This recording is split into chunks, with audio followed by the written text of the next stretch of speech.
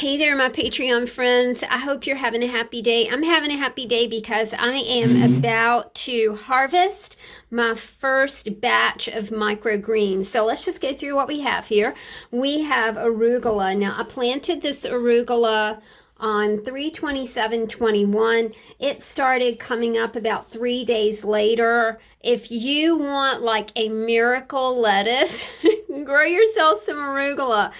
It's one of those things that the critters leave alone, and it's such a quick and beautiful lettuce for you to grow. I also have some iceberg lettuce right here that I am going to cut. Now you may say, well, that doesn't look like it's quite done yet because it is not headed. And my idea with growing greens is to grow microgreens. I don't want this to head. I want it to just stay like it is. Different lettuces have different textures, different tastes. I planted this on 4/7, and today is May the 1st, so you can see that I've got a sweet little stand of this. I've also got some parsley. Now, I like kind of an herb-ish mixture in my lettuce bed. This parsley was planted on 3/27. Again, another super fast growing plant here. For just a little bit of kick, especially with arugula that has such an unusual spicy taste to it, I love dill. This dill was planted on March the 22nd, and it is ready for its first cutting. I have these handy dandy little herb snips, and I love these things. I got them in a pack of seeds last year. So another really beautiful thing about herbs and lettuces like this is it's cut and come again. I'm going to cut, and then in about 4 days, these plants will grow new shoots. So I love the whole cut and come again mentality, physicality of that, watching that plant get cut and then seeing how it just kind of reproduces itself. So a great pleasure, cut and come again. In the garden, I have some mustard greens that need to be clipped today, so I'm going to be clipping those. And I do have some radish greens, and I think I might do those as well. Seuss loves the garden, but he's not the gardener. He a couple days ago drug one of my planters like through the garden and shook it, and so all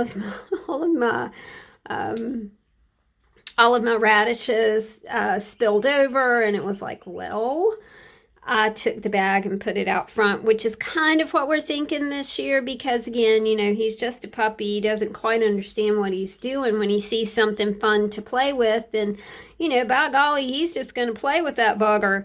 You can see that I'm really getting rid of that long stem, y'all. Micro spinach, which I'm going out to the garden to clip some of that as well, harvest some of that as well. Another wonderful cut and come again veggie. Lettuce, herb. Like I said, I'm going to clip a little bit. Now, my idea here is to just make a bowl of lettuce for lunch. I love the idea of going to your garden and gathering your lunch. All right, let's clip just a little bit more here. And you do want to do this. I call it giving it a haircut. And I've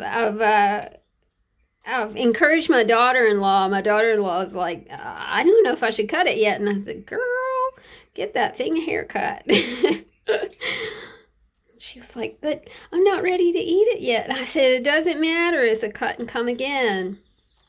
You can harvest it, have a bit for lunch, and then, harvest some more. I have several plants of arugula and several plants of arugula and spinach in the back.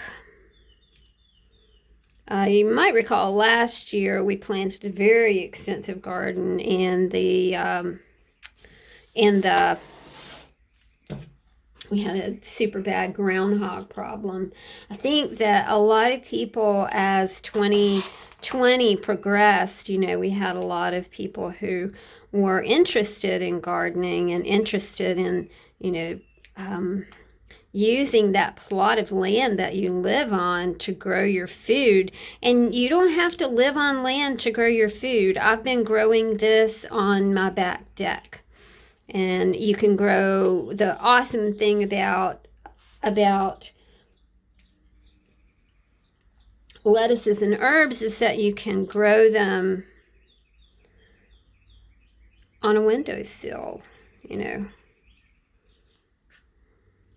One of my favorite salads is I call it potato salad, but what I do is I make a baked potato, and I put that hot baked potato on a bed of greens, and it kind of wilts the greens down. And then I put a little bit of sour cream in there. Oh my goodness. And I don't even put any dressing, because the sour cream really does act as a dressing for the salad. I might sprinkle a little cheese over it. Goodness me. I wish we had smell-o-vision, because this dill is divine. I don't want a whole lot of dill, because dill quickly overwhelms our subtle lettuces. Okay, I think that's enough of that. Next thing that I'm going to grab here is just some parsley. Parsley is one of those vegetables that is a lettuce herb that's really good for you. It's kind of a cure-all.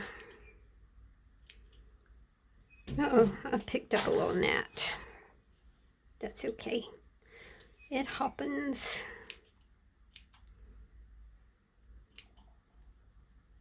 Again, cut and come again. I'm going to take these in the house and give them a good run under some water, and I'll use my salad spinner. Do y'all know what a salad spinner is? I got to tell you a funny story. So a salad spinner is a colander inside of a spinning kind of thing, and you crank it up and it spins, and you put your lettuce in it, you put a little bit of water in it, and it spins out the water and just gives you nice fresh lettuce, and you're getting rid of all your dirt.